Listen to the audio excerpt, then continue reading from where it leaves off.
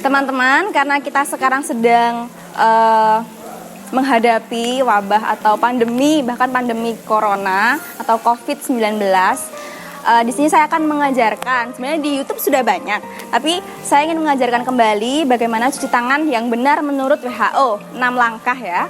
Jadi yang pertama itu sebelum langkah dimulai kita harus memastikan tangan kita kosong, nggak ada jam tangan, cincin dan lain sebagainya. Nah setelah itu kita mulai langkah yang pertama ya. Yang pertama adalah ini, kita hitung 5 hitungan, 1, 2, 3, 4, 5. Kemudian langkah kedua 1, 2, 3, 4, 5. Langkah kedua yang tangan satunya 1, 2, 3, 4, 5.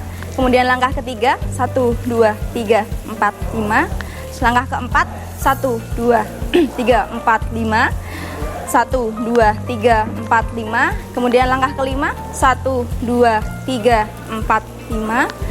1, 2, 3, 4, 5. Langkah terakhir 1, 2, 3, 4, 5. 1, 2, 3, 4, 5. Nah, sudah. Jadi untuk cuci tangan ini dilakukan kalau untuk hand sanitizer itu pokoknya minimal 30 detik. Sekitar 30 detik. Kemudian kalau pakai air mengalir dan sabun itu dilakukannya 1 menit gitu aja. Terus kalau misalnya pakai hand sanitizer ketika sudah langkah ke-6 sudah tangan kita seperti ini, nggak usah pegang apa-apa, tidak usah digini-gini. Terus kalau misalnya pakai air mengalir setelah selesai langkah ke-6 kita bisa menutup keran dengan tisu atau lengan kita. Untuk cuci tangan seperti itu. Kemudian untuk etika batuk karena kan ini virus ini akan sangat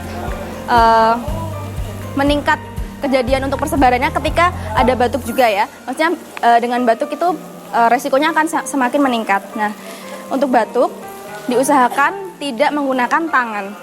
Tidak menutup mulut kita dengan tangan seperti ini, tapi menggunakan lengan bagian dalam. Jadi ketika batuk seperti ini. Atau kita kalau pakai masker bisa batuk dengan ditutup menggunakan tisu seperti ini, tapi sudah pakai masker ya. Ataupun kalau nggak pakai masker, nggak apa-apa, kita pakai tisu. Yang penting setelah batuk kita cuci tangan pakai 6 langkah tadi, seperti itu. Kemudian untuk yang lain-lain, kalau misalnya memang kita ada keluhan-keluhan atau gejala seperti batuk, demam, sesak napas, kemudian ada pilek juga, itu segera saja, tidak usah menunggu lama-lama, langsung ke fasilitas kesehatan saja untuk periksa gitu. Apalagi yang ada riwayat berkunjung atau berkontak dengan orang yang dalam pengawasan ataupun yang memang sudah positif corona. Seperti itu teman-teman, terima kasih.